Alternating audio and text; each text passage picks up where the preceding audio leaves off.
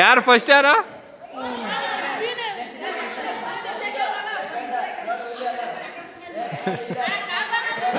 ಓಹೋ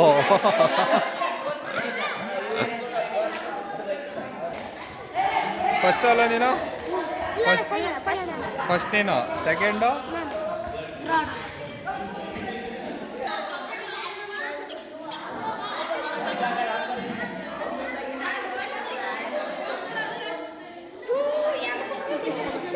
ರೂಲ್ಸ್.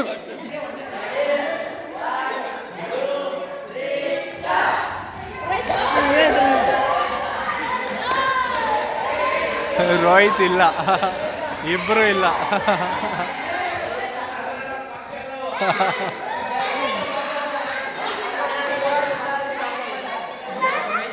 ರೋಹಿತ ಹಂಗೇನ ಹೋಗೋದು?